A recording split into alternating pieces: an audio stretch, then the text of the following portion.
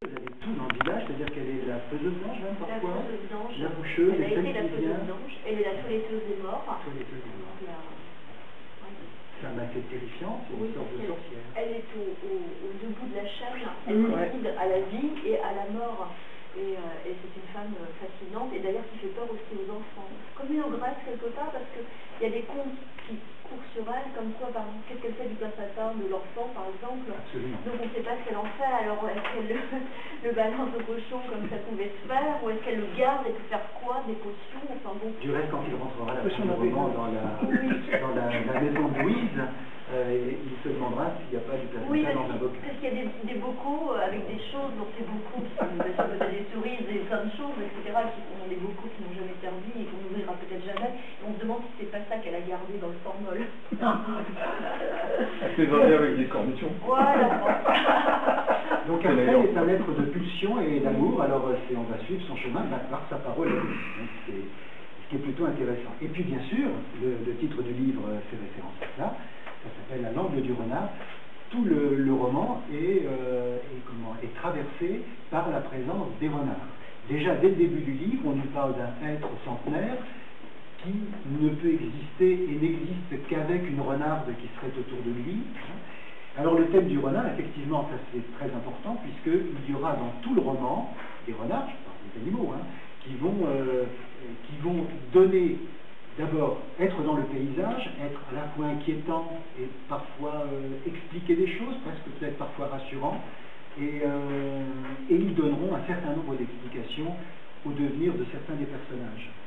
Alors évidemment, le renard pour nous, dès qu'il y a renard, ça nous évoque quelque chose, je pense que vous l'avez aussi utilisé pour ça. Le renard, c'est à la fois un personnage rusé, un peu maléfique parfois. Je sais que dans les légendes du Nord, il est même considéré comme une créature du diable, peut-être. Oui, chez les Indiens, il est celui qui conduit les âmes vers la bouche d'outre-tombe. Donc il n'est pas maléfique forcément, il conduit les morts, enfin il guide les morts vers leur dernière demeure. Je ne sais pas si c'est maléfique, effectivement, parce qu'il conduit les morts, mais en même temps, il est un guide. Et moi, je l'ai pris parce que, d'abord parce que je vis en Bretagne et que j'en vois souvent. J'en vois traverser les routes souvent. J'ai un rapport particulier avec le renard. J'ai aussi un complexe de culpabilité à l'égard d'un renard. Parce qu'un jour, je vais vous raconter une anecdote. J'ai entendu un cri abominable un matin et mon père m'a expliqué que c'était la petite chatte que nous avions qui s'était fait attraper par un renard alors qu'elle avait des chatons qui avaient quelques jours. Donc j'ai été prise d'une haine, parce que je suis un peu comme une personnage, normalement j'ai des haines comme ça terribles, il faut que je les évacue. Et donc j'ai traqué ce renard pendant une semaine le soir, à la tombée de la nuit, là où normalement le chasseur n'a plus le droit de chasser, mais moi j'habitais au milieu d'un bois qui s'appelle le tertre, et j'ai décidé que ce renard je lui ferais la peau. Donc je lui ai fait la peau, j'ai piqué le fusil de mon père, qui est lui-même chasseur. Moi je suis pas chasseur, je tue rien en ce moment, à part ce renard, je n'ai jamais rien tué. Et donc j'ai traqué ce renard, et là j'ai découvert quelque chose de formidable. Je l'ai tué ce renard, mais je ne suis pas allée le voir. Là je l'ai tué, il faisait nuit, je ne suis pas allée voir ce que j'avais tué. Et mon père est allé voir ce que j'avais tué. Il est revenu, et il m'a dit, tu sais ce que tu as tué? Alors je commençais à m'inquiéter, je me disais, j'ai tué un renard normalement. Alors il me dit, tu as tué un renard? Oui, mais c'est un renard charbonnier, c'est-à-dire un renard noir. Et je n'avais jamais, donc je n'avais jamais vu de renard noir. On a vu des nuits, donc il était noir pour moi. Et donc il m'a expliqué que c'était un renard très rare. Le renard est marron et il était noir celui-là, donc le renard vraiment charbonnier. Et j'ai eu honte d'avoir tué un animal qui était beau, parce que pour moi le renard c'est beau, et surtout rare. J'ai porté ça très longtemps, et presque pour accoucher 20 ans plus tard. D'ailleurs il y a une scène où il tue un renard et il s'en veut de l'avoir tué. Je crois que c'est moi, là, par c'est moi qui m'en veux d'avoir tué cet animal. Mais bon, il avait mangé mon chat. Mais est-ce que c'était celui-là qui avait Sûr. Je n'ai pas dégoûté, mais à mon avis, c'était l'individualisme pour survivre. Alors que le loup n'a pas survécu parce qu'il est. Donc c'est pour ça que j'aime beaucoup le renard. Je suis fascinée par ça, disons, son instinct de survie. Il y a aussi mon personnage.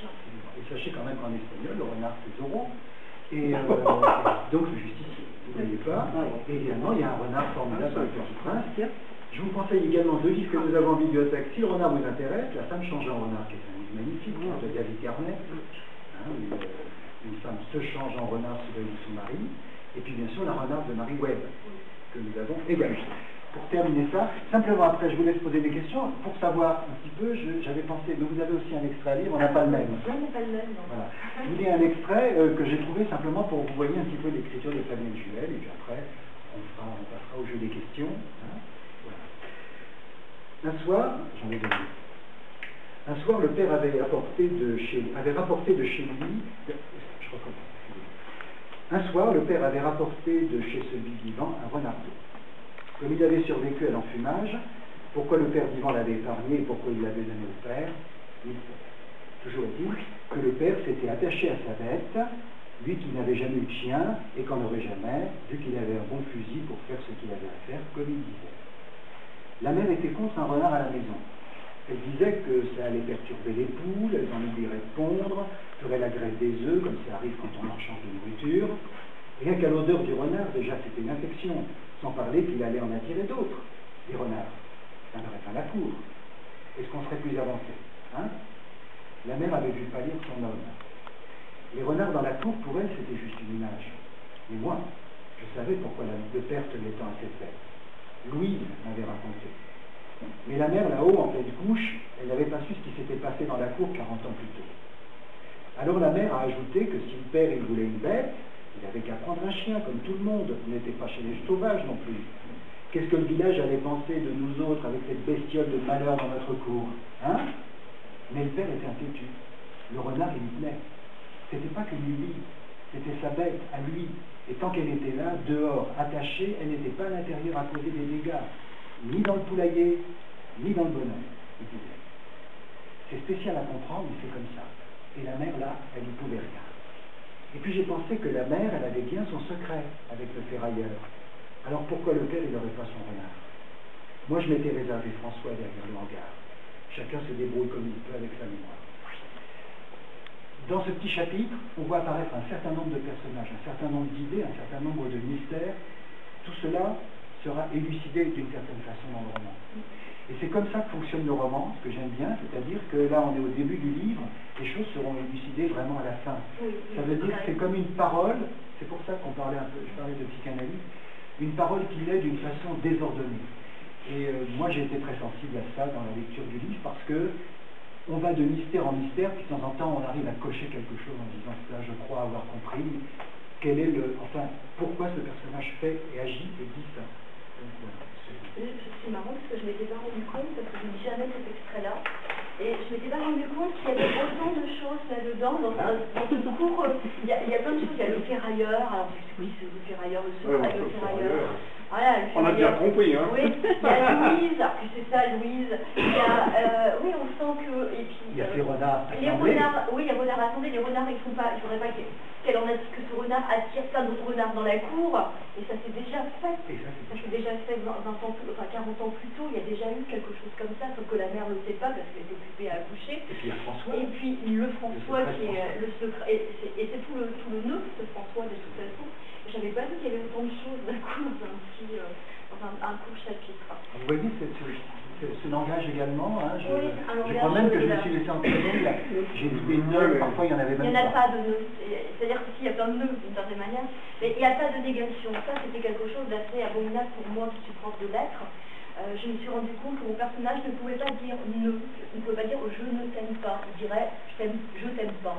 Et donc j'ai gommé les nœuds, je les ai enlevés toutes les négations. C'était terrible parce que quand on écrit machinalement, on la remet, surtout qu'on parle sans le nœud quelquefois, mais on l'écrit au moins. Et surtout quand on est prof de lettres, et je me suis obligée à cet exercice. Je crois que j'en ai laissé aucun d'ailleurs, j'ai réussi à n'en laisser aucun, et il me semble que moi quand je lis, ça m'arrive aussi d'en remettre, parce que cette écriture-là date d'il y a, on va dire, 2 ans presque, donc ça fait 2 ans, c'est un an qu'il est sorti, mais ça fait 2 ans que j'ai fini d'écrire, ou 1 an et demi, et donc je remets des nœuds, parce que quand j'ai commencé à réécrire un roman, je me suis rendu compte que mes personnages ne disaient plus jamais nœuds, c'est pas possible, donc je me suis reforcée à mettre à nouveau les négations. En revanche, je vais vous lire un passage qui n'a rien à voir avec le renard, qui est une autre façon de voir les choses, parce que